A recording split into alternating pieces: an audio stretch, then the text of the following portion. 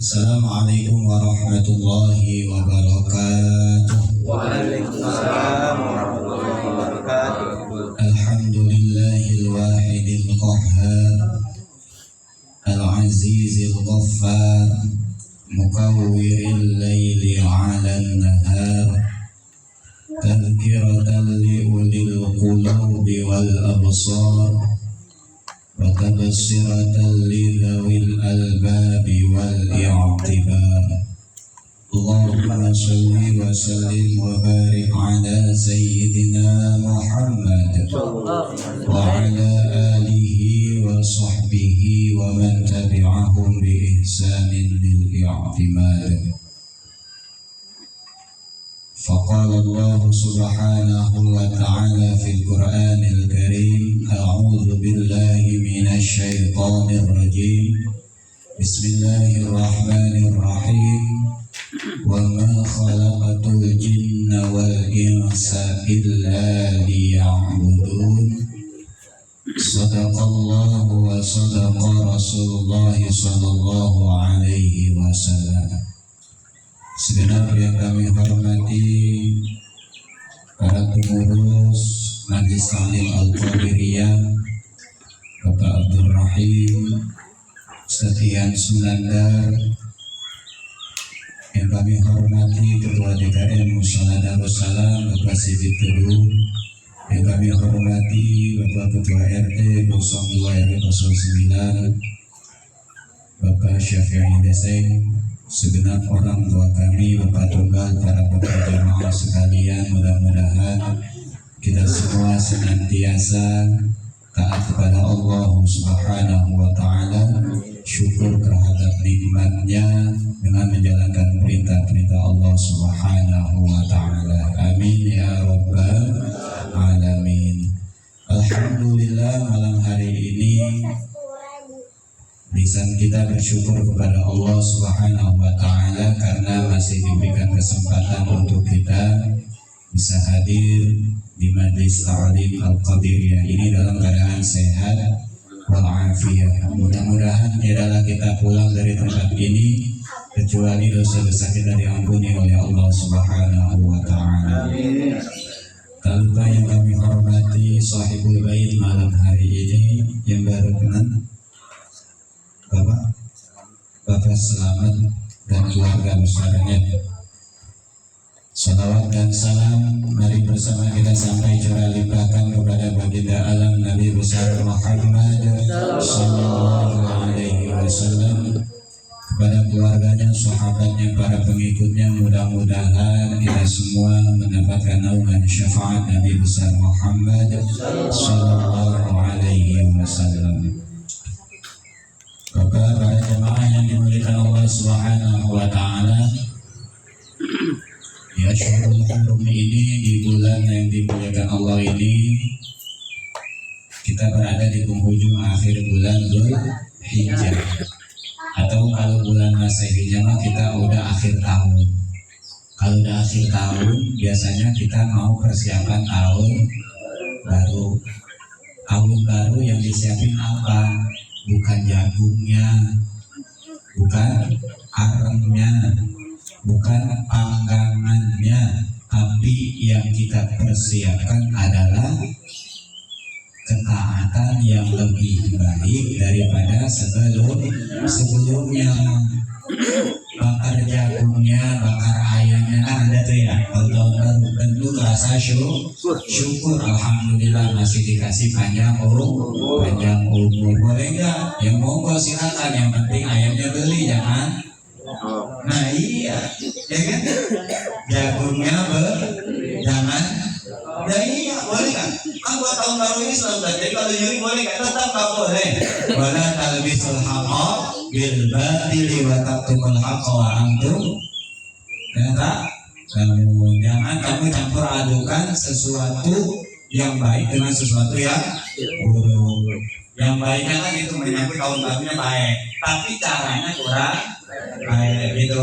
Boleh kan? Nggak boleh. Karena kenapa? Amalia kebaikan itu tidak akan pernah tidak dipandang oleh Allah Subhanahu wa Ta'ala. disebutkan bahwasanya Allah Subhanahu wa taala berfirman, "Wa ma umiru illa liya'budullaha mukhlishina lahud-din hunafa wa yuqimus salata wa yutuz zakata wa dzalika dinul qayyimah." Surat Al-Bayyinah ayat berapa? Ayat yang ke-5. Wallahu a'lam bimuradi, yang artinya itu tiadalah Allah Subhanahu wa taala memerintahkan kepada mereka kecuali untuk menyembah Allah. Menyembah Allah dengan cara apa? Mukhlishina lahuddin. Ikhlas dalam menjalankan perintah Allah, dalam menjalankan syariat, dalam beragama. Hunafa itu apa? Mungkin Bapak ada yang pernah dengar mustaqim. Mustaqim pernah dengar? Ihdinas siratal mustaqim. Kalau Hunafa, ya kalau mustaqim artinya apa? Tunjukkanlah kepada kami jalan yang lurus. Hunafa itu hanif, lempeng. Lurus juga kan? Nah itu dahsyatnya bahasa Arab begitu. Katanya beda tapi maknanya menyerupai. Tapi nggak boleh diganti nanti. Ihdinas siratal hunafa. Nggak boleh. Karena udah konteksnya. Setiap kata ada tempatnya. Wa yuqimus sholata, dan dirikanlah sholat. Wa yutuz zakata, dan tunaikanlah zakat. Wa dzalika, yang demikian itu dinul qayyimah, agama yang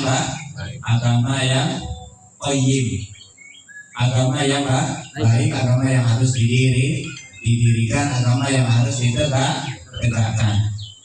Apa maksudnya Allah memerintahkan kita sholat? Artinya Allah mengajarkan tentang kebaikan. Jangan pernah salah niat dalam sholat, karena kalau salah niat sholatnya sah kan? Sholatnya sah apa enggak? Contoh, kita mau sholat maghrib tapi niatnya sholat isya. Ayo, ini gampang nih. Kira-kira ini mah sah apa enggak? Jawab yang tegas, Pak.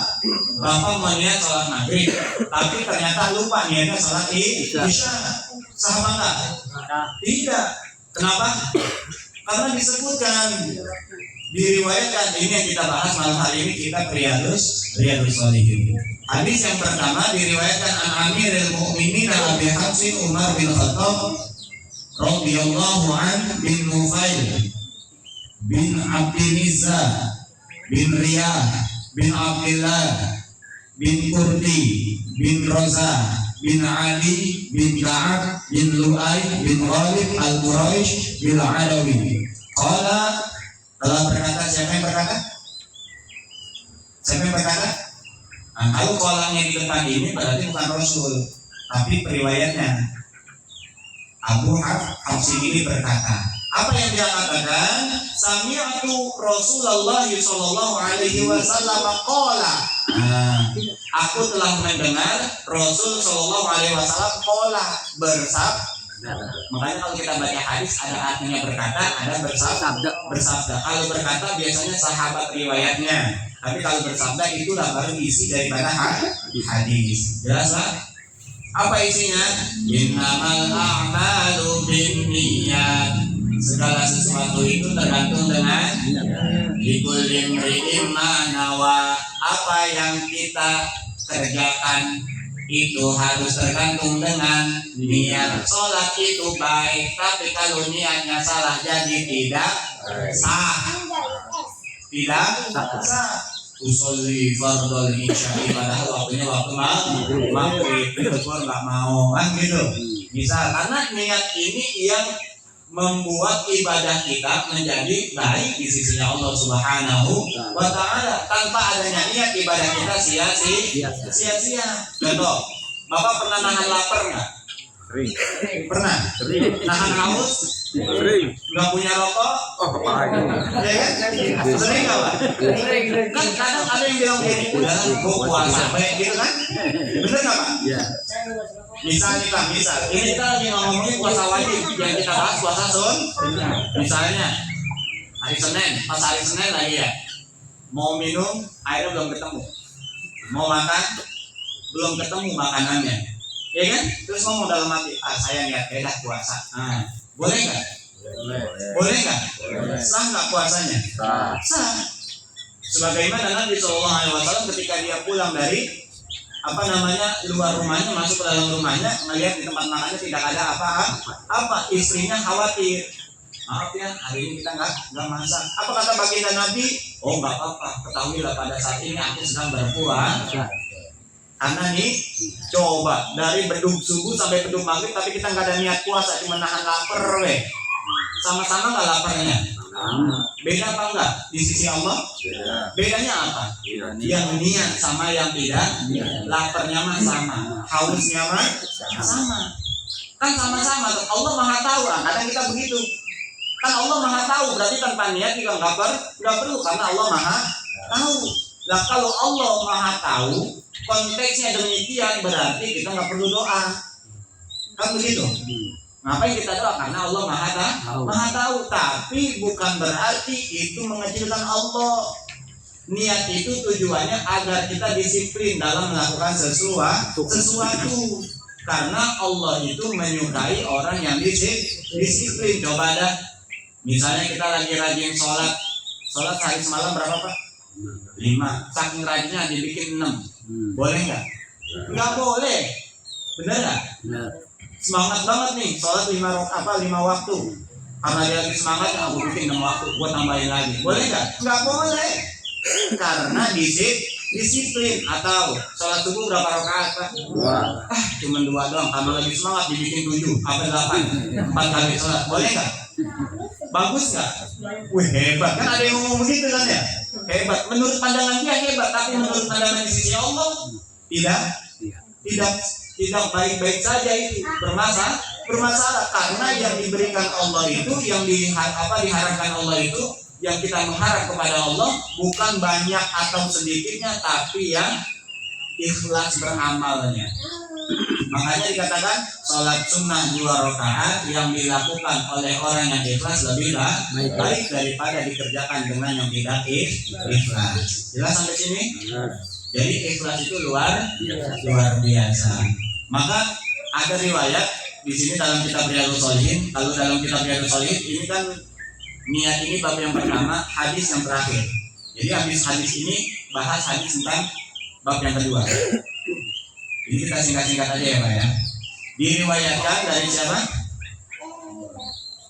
Kalau tadi innamal a'malu binniyat dari Sayyidina Umar bin Khattab. Kalau ini diriwayatkan dari Wa'an Abi Abdurrahman Abdullah bin Umar bin Khattab radhiyallahu anhuma, dari Abi Abdurrahman Abdullah bin Umar bin Khattab. Kalau tadi hadis tentang niat diriwayatkan oleh Umar bin Khattab, kalau ini riwayat ini dari anaknya Sayyidina Umar bin Khattab. Anak Umar bin Khattab kenal Pak? Umar bin Khattab punya anak Pak ternyata. Siapa namanya Pak?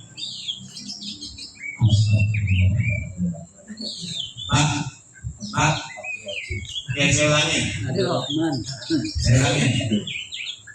Wa'an Abi Abdurrahman Abdullah bin Umar bin Khattab. Siapa?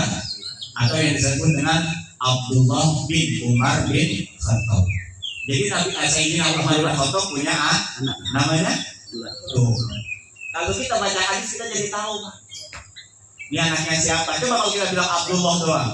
Ada juga Nabi Muhammad punya nama, anak namanya Abdullah. Makanya orang dulu Abdullah bin siapa yang dicari. Kata Abdullah siapa? Atau misalnya kata si Adul apa? Ada Adul Ocim, ada Adul Muhadir, ada Adul Rahman. Kan banyak Pak. Adul siapa? Seandainya sama namanya Abdul Rahim juga, tanya binnya bin siapa? Karena kadang namanya banyak yang sama, tapi kalau udah bin banyak yang beda. Begitu juga dengan memahami hadis. Diriwayatkan dari, berarti kita ngomongnya siapa? Abdullah bin Umar bin Khattab. Berarti siapanya Khattab? Cucu. Dia anaknya Umar bin Khattab. Apa diucapkannya? Mana dari hadisnya? Qala telah berkata, siapa yang berkata? anaknya Sayyidina Umar bin Khattab, yaitu Abdullah bin Umar bin Khattab. Sami'tu, aku telah mendengar. Apa yang dia dengar? Rasulullah Shallallahu Alaihi Wasallam yaqul, Rasul bersabda. Apa sabdanya Nabi? Intolaqo salah satu nafarin mimman kana qablakum hatta awahumul mabatu ila gharin fadakhulu. Jadi riwayatnya ini Pak luar biasa nih. Kata baginda Nabi, hadis yang diriwayatkan oleh Abdullah bin Umar bin Khattab menceritakan kepada sahabat yang lain bahwasanya kata baginda Nabi, sebelum ente orang ada, begitu bahasanya. Sebelum ente orang ada 3 orang pemuda. Ada berapa orang, Pak? 3 orang pemuda yang sedang berjalan-jalan atau bermain-main di satu tempat, lalu mereka singgah itu apa ya? Istirahatlah bahasa kita itu di satu goa. Berapa pemuda, Pak? 3. Lagi jalan-jalan, tiba-tiba singgah beristirahat di satu goa. Yang namanya goa bisa disinggahin berarti pintunya kebuka apa ketutup? Kebuka karena dia bisa masuk. Tapi apa yang terjadi? Fahadarat sahratun minal jabali fasadat alaihimul ghar. Ketika dia sudah masuk nih Pak, ngobrol lah. Yang namanya teman kan ngobrol ya Pak. Ngobrol di dalam, batu jatuh dari atas Pak.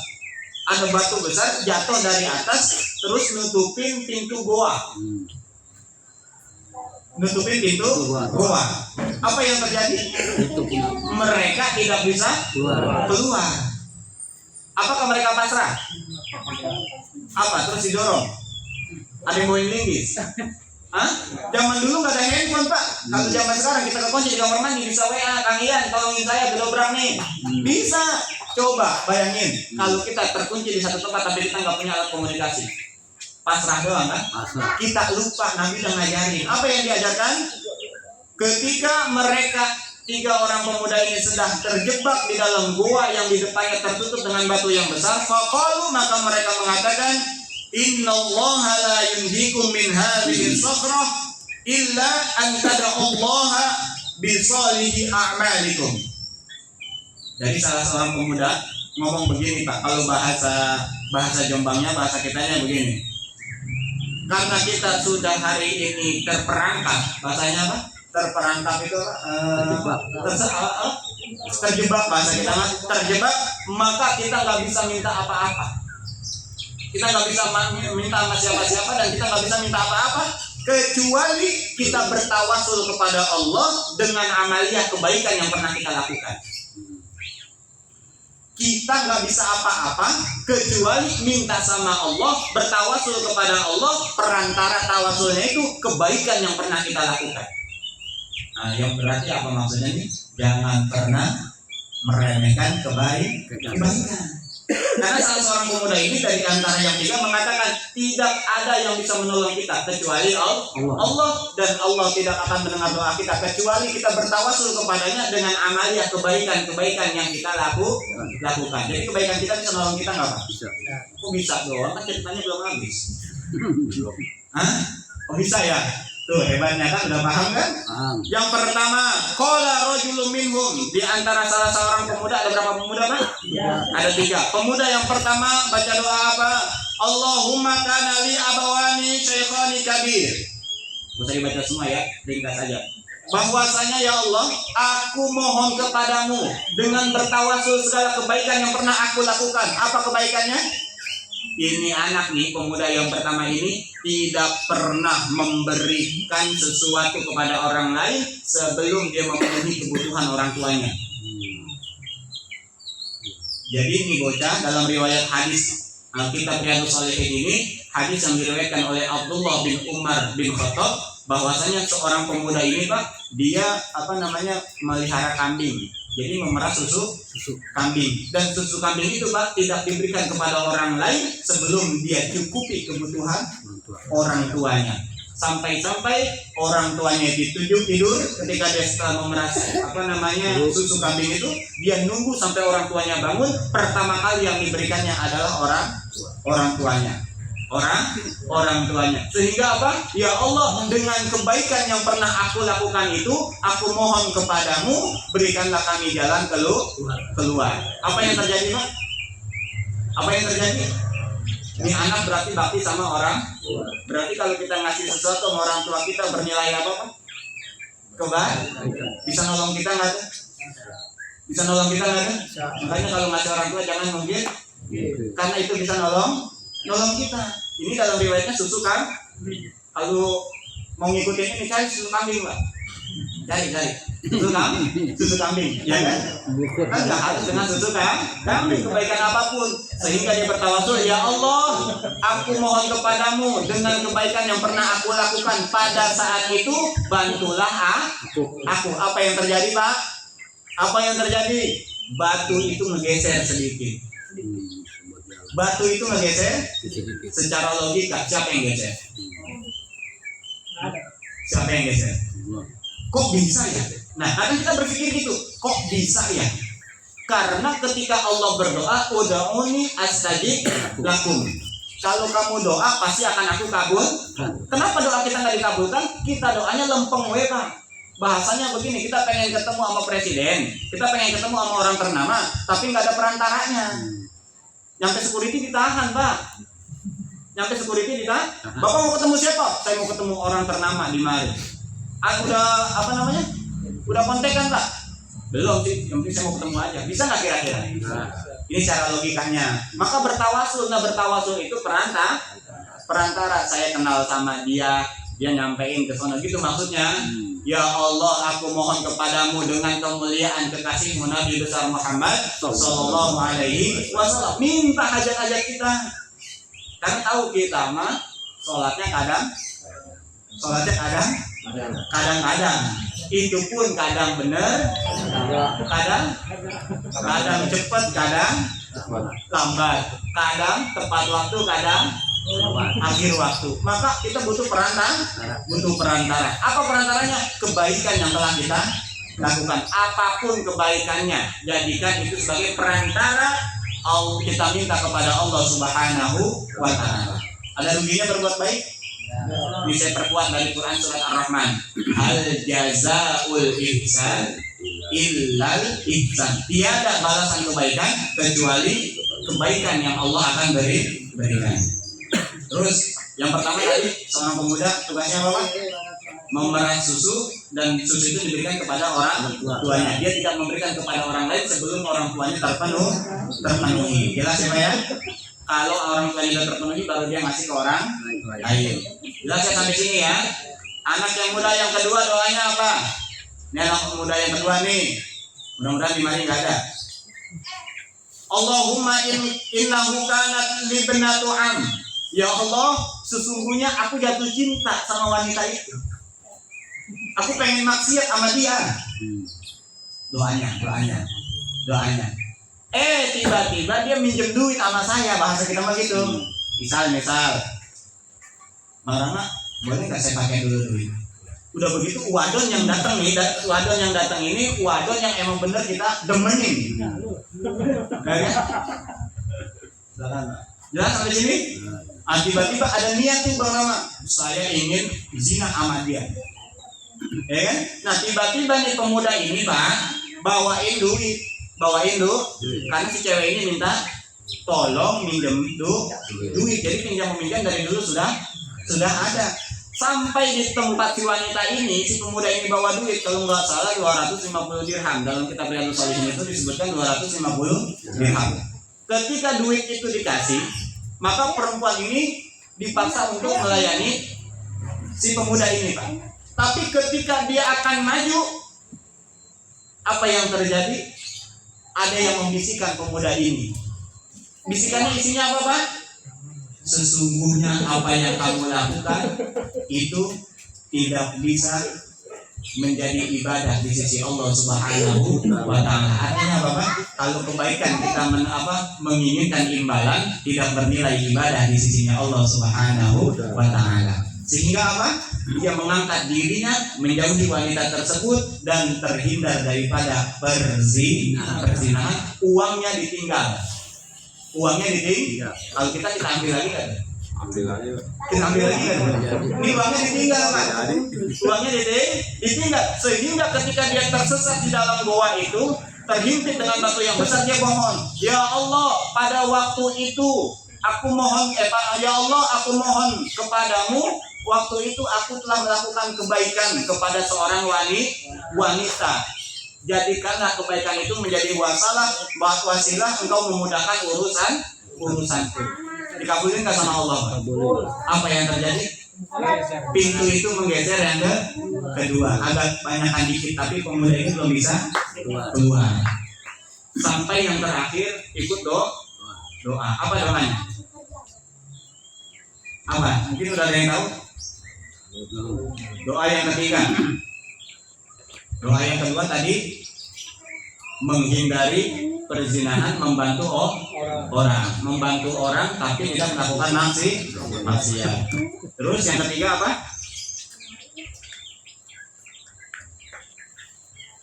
Ada seorang pemuda yang setiap harinya itu memiliki harta dan juga ada seorang pemuda. Nah, pemuda ini kebetulan kalau bahasa orang sekarang CEO.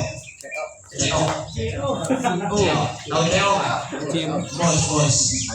Ya, kayak PRT lah gitu bos ya, PRT ya. CEO gitu. Nah, dia itu Pak, dia punya karyawan banyak. Ketika waktunya gajian, kan karyawannya kumpul nih. Kumpul, dibagikan satu-satu. Ternyata yang ada di belakang itu seorang karyawannya buru-buru Pak. Dia sangat butuh dengan uang itu karena ngantri, sehingga karyawan satu ini meninggalkan tempatnya, pulang dengan begitu saja. Sampai dia mencari kemana nih orang. Karyawan saya ada orang yang belum menerima honornya, kalau bahasa kita begitu. Akhirnya apa yang terjadi? Si bos ini Pak janji sama dirinya sendiri, ya Allah, akan aku berikan orang tersebut upah yang sesuai dengan hasil kerjanya. Dalam riwayat dikatakan berapa bulan kemudian dia balik lagi Pak, baru balik lagi dan minta upahnya karena memang itu haknya dia. Jangan dibilang udah expired, jangan. Tapi contoh nih Pak, ya, jangan dibilang udah expired. Tapi ucapannya apa? No, di situ ada lembu, di sono ada sapi, binatang-binatang ternak, itu semua adalah upah. Lalu pemuda ini bertanya kepada Abdullah, wahai Abdullah, jangan ngeledek. Saya ini datang ke sini cuma minta hak saya. Karena dia tahu yang diminta ini orang kaya nunjuk Pak. No, ada domba, ada lembu, ada kambing, ada binatang ternak yang lainnya, itu buat kamu. Percaya nggak nih Pak? Percaya nggak Pak? Tidak percaya. Tapi apa? Karena ini janjinya si bos ini nih Pak, bos yang taat kepada Allah Subhanahu Wa Taala. Engkau adalah karyawanku. Aku pada saat itu tahu engkau sedang membutuhkan uang itu, tapi engkau tidak kembali lagi, sehingga aku berjanji kepada Allah akan menggantikan dengan yang berlipat ganda upahmu, sebagaimana Allah menjanjikan segala kebaikan akan dilipat gandakan kepada hambanya yang berbuat baik. Apa hasilnya Pak? Ya Allah, dengan wasilah perantara kebaikan yang pernah aku lakukan, lantaran bayarin upah seorang pemuda yang kerja sama saya, berikanlah kami jalan keluar. Alhasil apa Pak? Itu pintu terbuka sehingga pemuda ini bisa keluar. Jadi kesimpulannya apa? Tidak ada ruginya kalau kita berbuat baik. Sampai-sampai mungkin Bapak ada yang pernah dengar kisahnya Ashabul Kahfi, yang ada di situ dalamnya anjing. Ada seorang maksiat yang tatonya banyak, tapi dia menyelamatkan seekor anjing dari kehausan. Masuk surga neraka Pak? Surga apa neraka? Kan dalam riwayat mungkin Bapak pernah dengar nih ya. Dia nggak pernah sholat, dia nggak pernah berbuat taat kepada Allah. Tapi ketika dia melihat binatang kehausan, dia kalau nimba itu ditimbain, diberekin, lalu dikasih minum si anjing itu. Lalu dalam riwayat dikatakan orang ini menjadi orang ahli ibadah. Karena kenapa? Man lam yashkurin nas lam yashkurillah. Kalau kita nggak bisa bersyukur kepada manusia, kita juga nggak bisa bersyukur kepada Allah. Caranya kita bersyukur kepada Allah dengan banyak-banyak bersyukur sama manusia. Artinya apa? Berbuat baik. Kalau ada yang lagi susah kita Kalau ada yang susah kita bantu. Kalau ada yang minta tolong kita tolong. Bisa jadi itu wasilah kebaikan yang Allah titipkan kepada kita, yang dimana kita butuhkan Allah mengabulkan doa-doa kita, sehingga apa yang kita mau semuanya diberikan oleh Allah Subhanahu wa Ta'ala. Amin ya rabbal alamin. Ya, sebagai penutup diperkuat lagi, tidak ada ruginya orang yang berbuat baik. Pengajian itu baik apa buruk, Pak?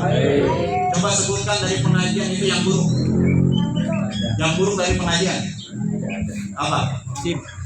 Apa? Yang buruk dari pengajian ada apa? Tidak ada kebaikan, semua adanya. Langkah kakinya dihitung pahala, duduknya pahala, minum kopinya pahala, merokoknya pahala, semuanya pahala. Karena yang kita lakukan adalah ibadah, tujuannya mendekatkan diri kita kepada Allah Subhanahu wa Ta'ala. Jelas, Pak? Kalau lagi sempat ada waktu senggang hadir di majelis taklim, ya Allah, dengan kemuliaan-Mu, dengan wasilah kebaikan yang mungkin pada saat itu kakiku melangkah ke tempat yang baik, maka jadikan itu sebagai doa yang Kau kabulkan. Jadikanlah anakku menjadi anak yang soleh dan soleh. Pernah doa begitu, Pak? Pernah doa begitu? Kadang kan kita lupa, kita langsung, ya Allah, aku mohon kepadamu, berilah rezeki yang halal. Banyak, ya kan? Berilah rezeki yang halal, terus rezeki yang banyak, rezeki yang berkah, rezeki yang pokoknya banyak, pokoknya tujuan utamanya rezeki. Terus kata Allah, yang lagi baca siapa? Demikian, coba diulang. Ya Allah, sesungguhnya Kami mohon kepadamu dengan segala penuh kerendahan hati, aku mohon kepadamu, berikanlah kepada kami rezeki yang halal, rezeki yang barokah, rezeki yang menjadikan tambah taat kepada Allah Subhanahu wa Ta'ala. Karena orang kalau dikasih rezeki khawatir kayak Fir'aun. Kenal Fir'aun kan? Belum kenal.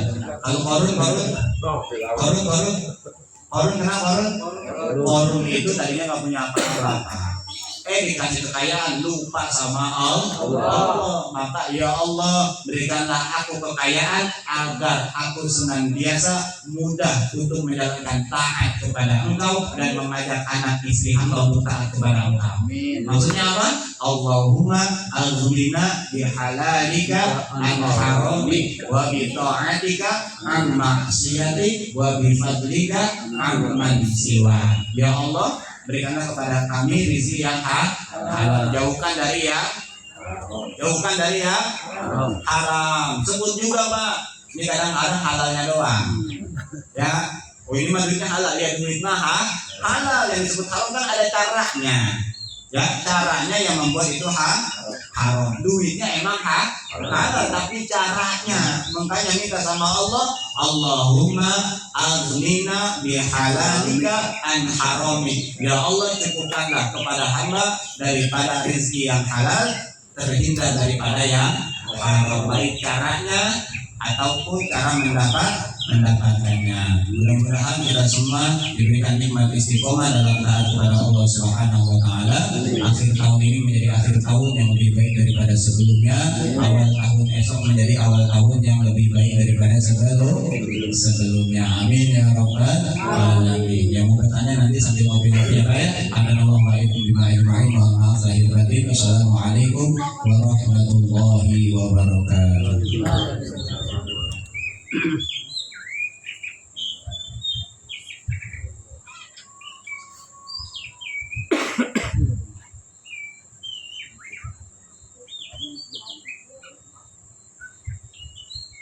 Astagfirullahaladzim, astagfirullahaladzim, astagfirullahaladzim, Innallaha ghafurur rahim. A'udzu billahi minasyaitonir rajim. Bismillahirrahmanirrahim. Alhamdulillahi rabbil alamin, wassalatu wassalamu ala sayyidina Muhammad wa ala alihi wa sahbihi ajma'in. Rabbana ighfir lana dhunubana wa liwalidina warhamna warhamhuma kama rabbawna shighara wa li jaddina wa li jaddatina wa li ustadina wa li muallimina wa li jami'il muslimina wal muslimat wal mu'minina wal mu'minat al-ahya'i minhum wal amwat innaka sami'un qaribun mujibud da'awat wa ya qadiyal hajat شافي لا شفاء إلا شفاؤك شفاء لا يغادر سقما. اللهم اشف مرضانا ومرضى المسلمين. اللهم اشف مرضانا ومرضى المسلمين. اللهم اشف مرضانا ومرضى المسلمين بجاه سيدنا المرسلين حبيبك محمد صلى الله عليه وسلم. اللهم قوي أمورنا وصحح لساننا ونور قلوبنا وثبت إيماننا ووسع أرزاقنا وإلى الخير قربنا وعن الشر أبعدنا وقد حوائجنا برحمتك يا أرحم الراحمين. ربنا ظلمنا أنفسنا وإن لم تغفر لنا وترحمنا لنكونن من الخاسرين. ربنا هب لنا من أزواجنا وذرياتنا قرة أعين واجعلنا للمتقين إماما. ربي هب لي من الصالحين يا الله. ربي اجعلني مقيم الصلاة ومن ذريتي ربنا وتقبل دعاء. ربنا آتنا في الدنيا حسنة وفي الآخرة حسنة وقنا عذاب النار. وصلى الله على خير خلقه محمد وعلى آله وصحبه وبارك وسلم. سبحان ربك رب العزة عما يصفون وسلام على المرسلين والحمد لله رب العالمين. بالقبول الفاتحة. أعوذ بالله من الشيطان الرجيم. بسم الله الرحمن الرحيم. الحمد لله رب العالمين الرحمن الرحيم مالك يوم الدين. إياك نعبد وإياك نستعين. اهدنا الصراط المستقيم صراط الذين أنعمت عليهم غير المغضوب عليهم ولا الضالين.